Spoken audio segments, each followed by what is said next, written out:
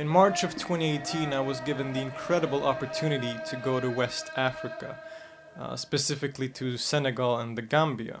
And the reason I went there is because, as some of you know, I'm a student of religions, and at the time I was working on my master's thesis about Sufism, and in particular the Tijaniya Sufi Brotherhood. Originally, this video was intended to be a documentary more like the other one that we have on ancient Norse traditions, but so I filmed a lot in Bogal and such things, and was supposed to interview a lot of my informants, but certain circumstances appeared that made those interviews not possible at the moment. But I still felt like the material that I gathered there was so valuable, and so I thought that maybe I can be the one giving you the context instead, even though I usually don't like speaking for someone else.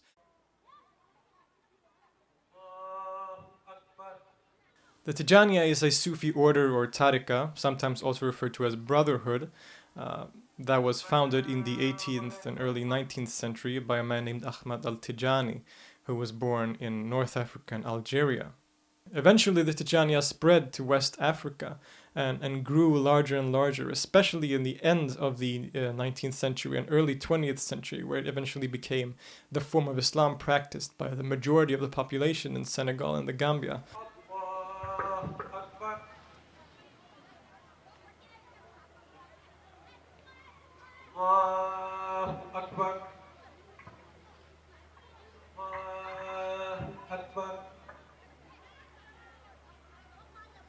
Sufism in general, in fact, is uncommonly popular and common in this region.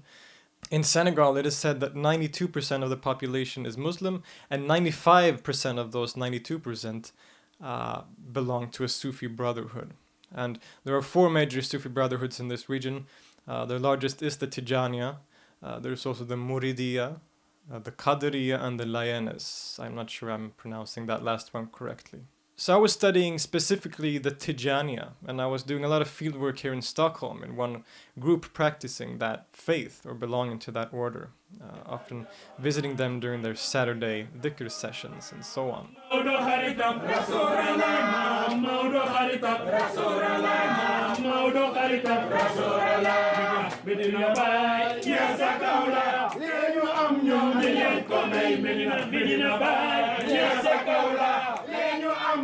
And it was because of this that I was given the offer by them to follow them to West Africa in March on a pilgrimage to a village in Senegal called Bogal. Now this is a pilgrimage performed once a year by this group, both most of the members of the group in Stockholm, but also Tijanis from all around the world come to this one rather small village in Senegal called Bogal.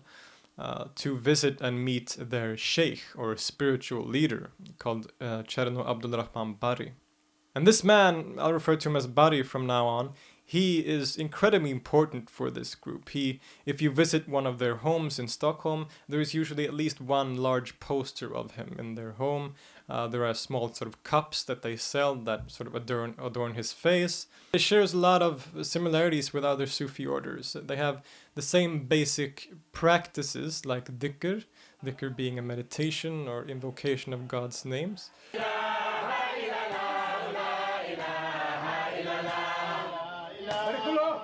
They also have this culture of the sheikh being a spiritual sort of leader that people follow, and there's this very central aspect of Sufism, which is the relationship between a spiritual leader, a sheikh, and a student. And this is central to the practice. You need a sheikh, you need a leader to guide you on the spiritual path.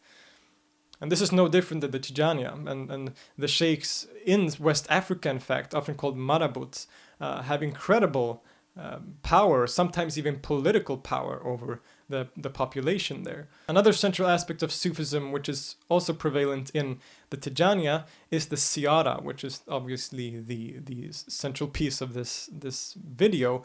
Siara meaning basically pilgrimage, or a visit to a grave or a marabout. It is very common practice to make a pilgrimage to the gravesite or shrine of a deceased saint, Sufi saint, wali or sheikh. But the Siara pilgrimage is not exclusive to shrines or dead sheikhs and saints, they can also be performed to ones that are still living.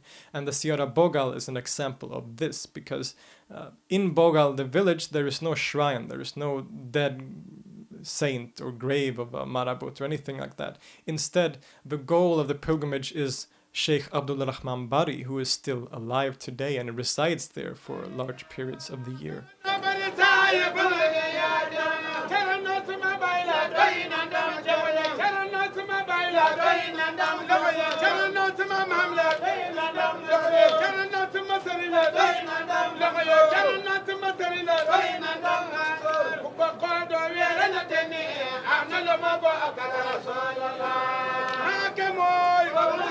So anyway, after some preparations, I left Sweden on March 25th or 26th or something like that, and went straight to Serekunda in the Gambia, where I met some of my informants. Most of my informants, in fact, were from the Gambia and lived in that city, and so I got to spend some time with them in their hometown. And the Gambia is a country that's basically inside of Senegal. So there is Senegal at the coast of West Africa, and then the Gambia is basically a river that runs from the coast and inland in Senegal. And so Serekunda is right on the coast and right next to the capital city of Banjul. And so we spent a day or two in Serekunda, me and my informants, and most of that time was spent sort of them showing me around. Before, on the Thursday, we rented a bus to travel into Senegal. This pilgrimage is a big deal in the region.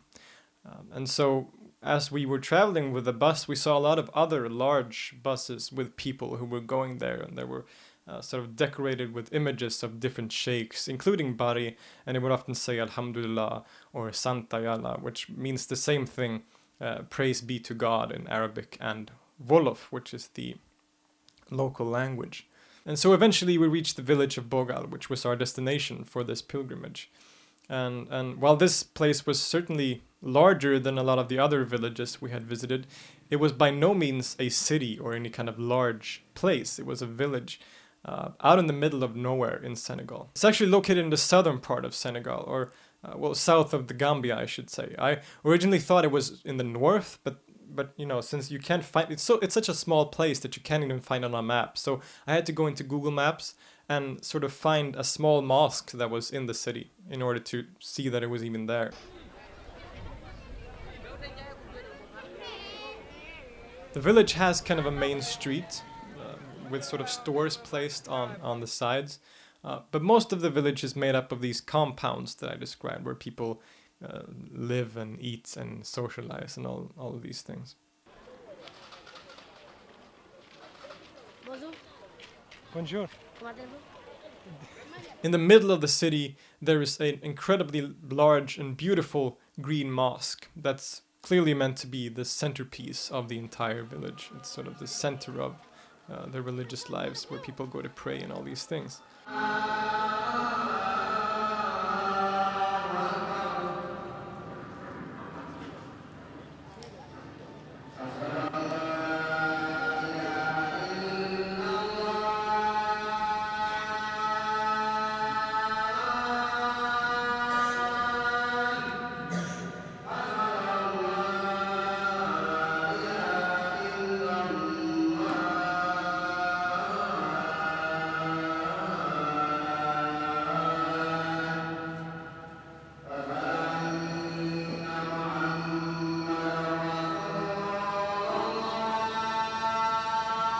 The village of Bogal is a very beautiful place. There's a lot of people there, especially during this pilgrimage. But in spite of me being obviously the only white person in the entire village, I felt incredibly welcomed while I was there. There's this incredible sense of community to the whole situation. That anytime you run into someone on the street, they'll say hello, they'll say Salaam Alaikum, the Muslim greeting, which means peace be upon you. And if someone is eating, you walk by a family eating in their house, they'll always kind of invite you to come eat with them. So you always feel very welcomed.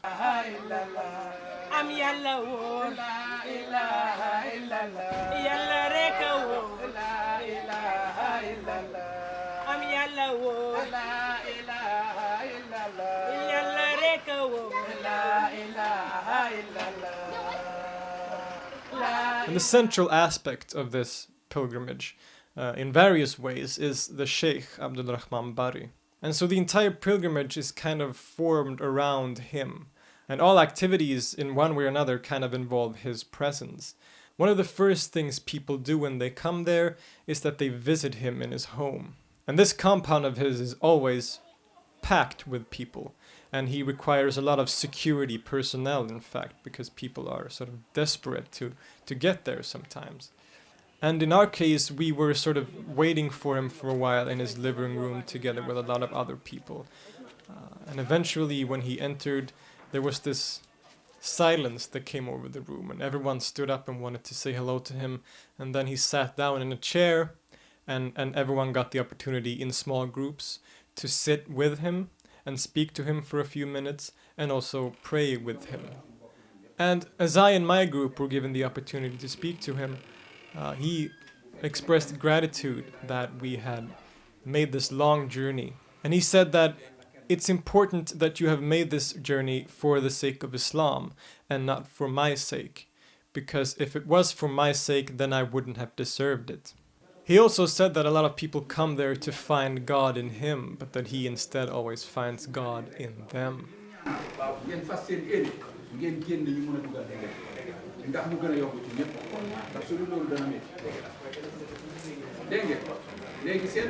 He then prayed for and with us, and that was kind of it. But that's one of the main tenets of this pilgrimage, is meeting the Sheikh and having an opportunity to come in close contact with him. On Friday, there's of course also the Friday prayer, and especially during the Ziara Bogal, a lot of people come to participate in this prayer. People from the surrounding villages, as well as Tijanis, like I said, from all around the world, basically come here for this pilgrimage. And so the mosque on this occasion was just as full as it could be. There were people even outside the mosque that were praying because they couldn't fit inside.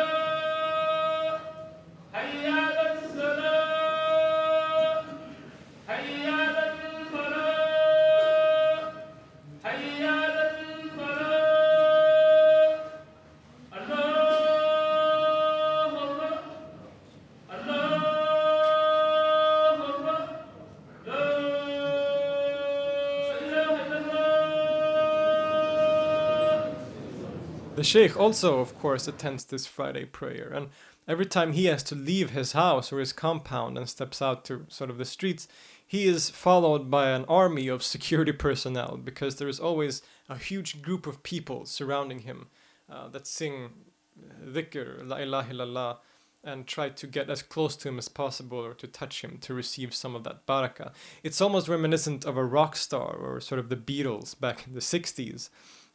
It's got a similar feel to it.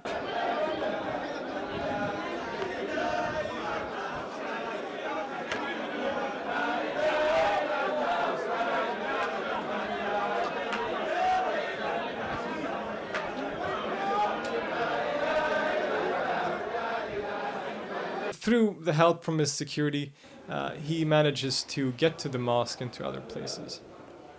And after the regular prayer led by an imam, not the sheikh by the way, the sheikh then holds kind of a speech, you could say, but he never really speaks himself. He has another person next to him with a microphone.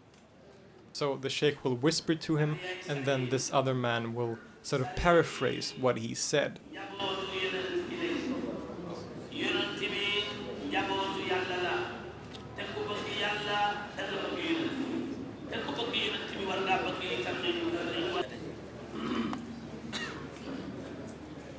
The The sheikh also then receives gifts like money and things like that while he sits there, and then he reads from the Quran, or he recites the Quran.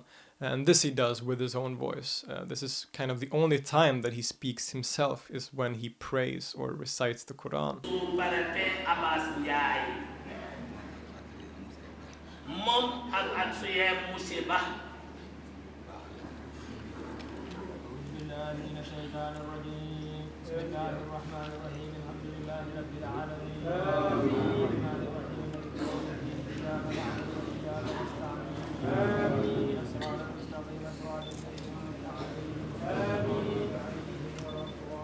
وقال قرينها ما لدي عتيد ألقيها في جهنم كل كفار عنيد مناع للخير معتد مريب الذي جعل مع الله إلها آخر فألقياه في العذاب الشديد. الله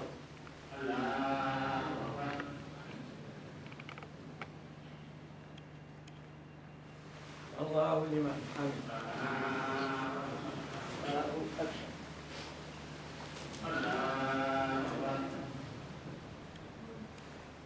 الله أكبر.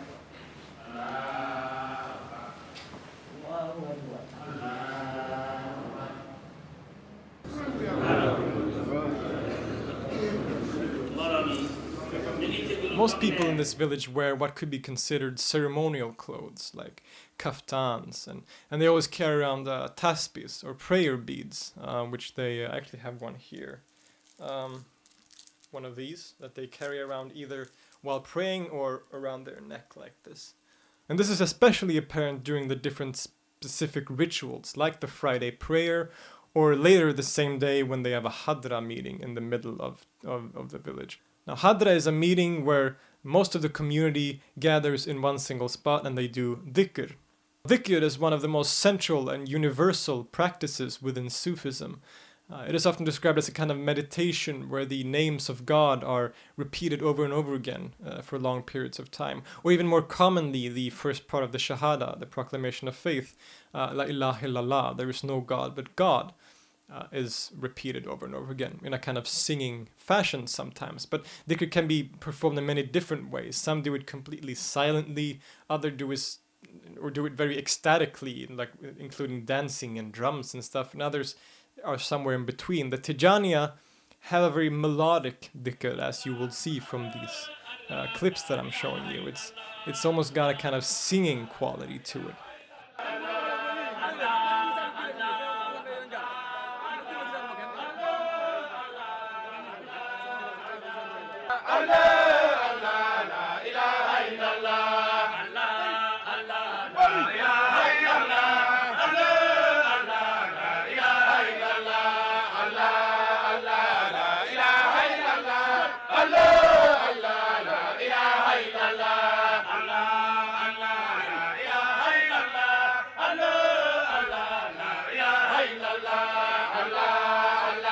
When there isn't any specific rituals or ceremonies performed in the city, people socialize, they walk around, they meet old friends and family. A lot of people sit in their compounds and they sort of prepare food. There are animals walking around in the village freely often, like cows and goats and chickens and stuff. And so everyday people prepare food by slaughtering a cow and then cooking it and eating it the same day and things like that. There's a very immediate kind of feeling to it. The last day of the pilgrimage is the Saturday, and this is also the kind of main event, the main day of the pilgrimage.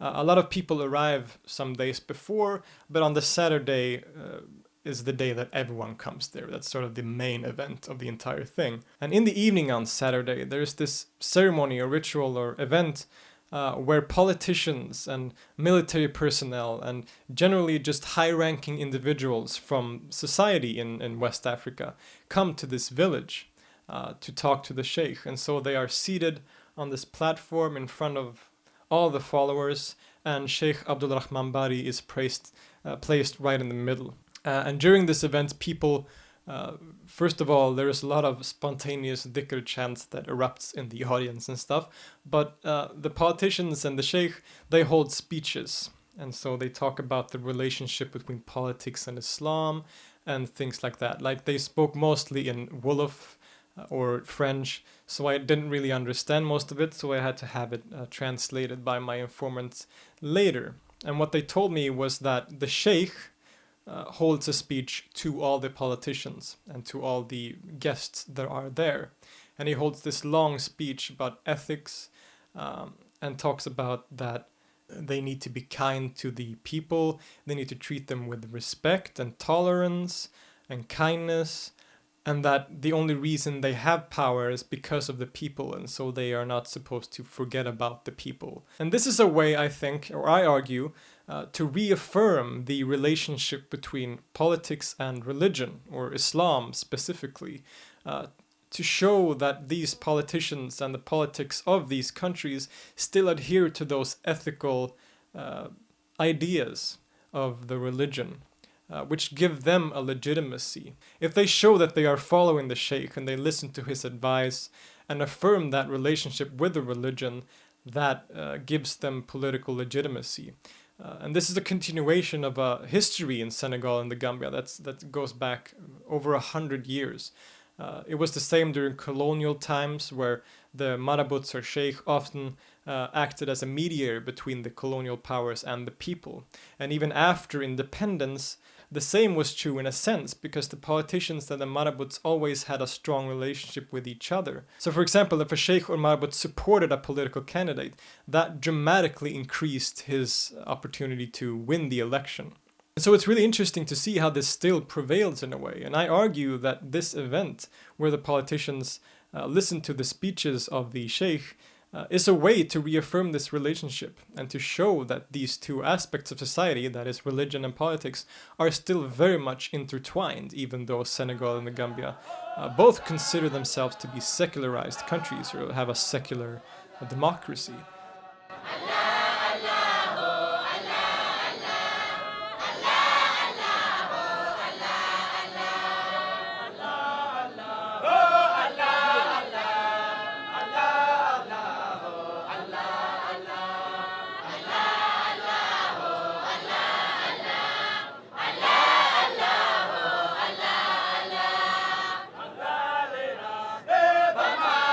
Bogal is a very special place to these people, and it has sort of a sacredness to it as well. Not only the sheikh himself, but the village.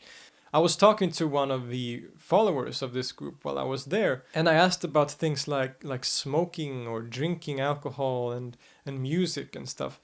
And he said that, well, a lot of people here are smokers, but no one smokes in this village. If they feel like they have to smoke, then they have to step outside the village limits and smoke outside and then come back in. Which shows you, again, that the city has a kind of sacredness to it. And as smoking and drinking is considered in a negative light, according to most, at least, Islamic doctrines, there is this tendency that you have to, as academics call it, step outside of the ritual frame or the sort of sacredness of the place in order to do those things that are considered inappropriate in a religious setting. Like I said, the same goes for drinking alcohol and also to some degree music. It's not like music is forbidden, but it's generally avoided by most people. But then again, sometimes in the evenings as we were sitting outside the house socializing, someone would put on some music on a phone or something like that. So it's not that strictly enforced, let's say.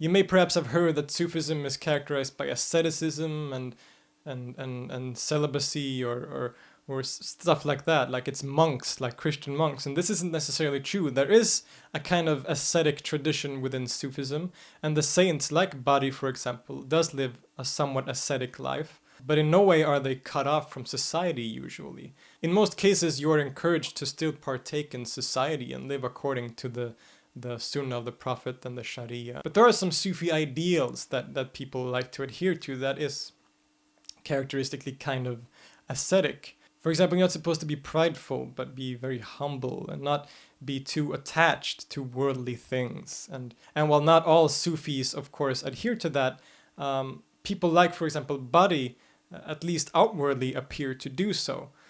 Not only are almost miraculous stories told about him, that before he was born you couldn't strike water, but after he was you could, and that he has blessed this well in the village that if you drink it, it will cure all your illnesses, both mental and physical. These very sort of magical, miraculous stories are told to uplift him to be very unique and in contact with some other source, the divine in this case, God. And these stories are also corroborated by some of those ideals in how he lives now, that he lives somewhat ascetically, that he's very humble. He isn't directly involved or interested in politics. He gives away a lot of charity, and all the money he receives, he gives to others and things like this. He maintains that ideal of a Sufi saint. And furthermore, during the different rituals and stuff, he is always seated on a heightened platform above everyone else, also to symbolically and aesthetically show that he is unique, that he is different from other people. Another example of this is that he, like I mentioned earlier, he doesn't talk himself. He always has someone beside him that he whispers to, and then this person paraphrases what he says with a microphone. And this is another way of asserting his uniqueness, to setting him apart from people, and for him to have this role as a charismatic, authoritative figure that is a mediator between God and the common folk, or God and his followers.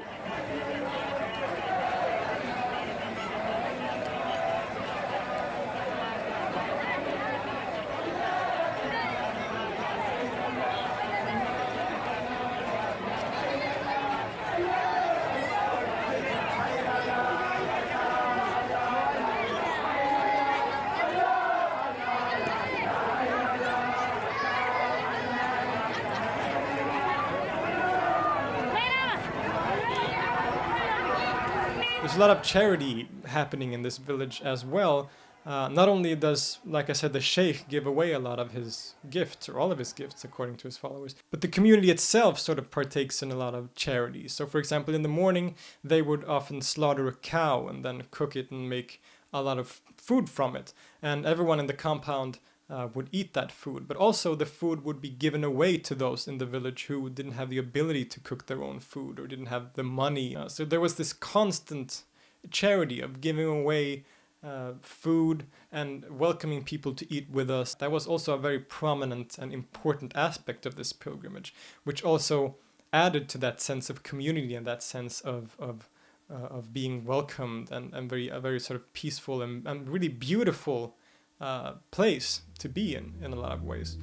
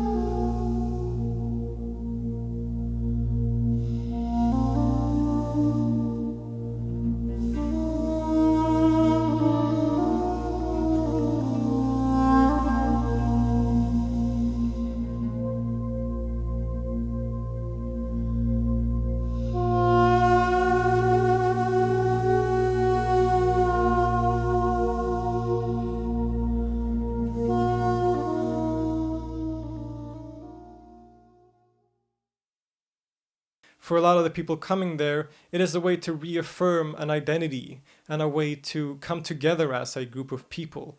Once there, you'll be struck by the incredible kindness and warmth of the people and how welcomed you'll feel.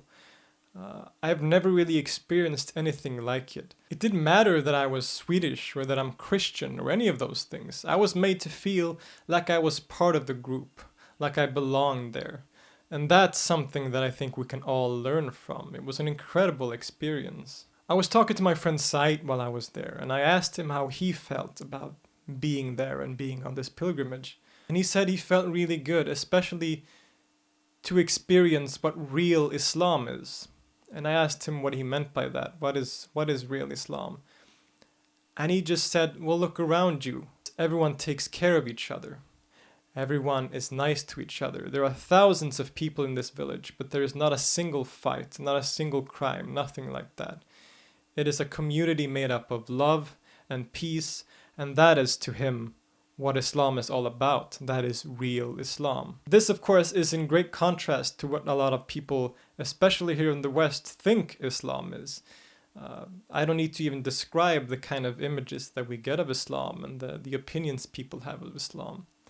And it's really striking to see the difference in opinion of those people who actually live that tradition and those who don't, or maybe don't have any experience with it. Without making any claims about what Islam is or isn't, because I can't do that. A religion like Islam is an incredibly diverse traditions of all kinds of different expressions. But what I can say is that what I experienced while I was in Bogal and what I experienced when visiting the group in Stockholm even, is that very Islam that my friend Said was describing.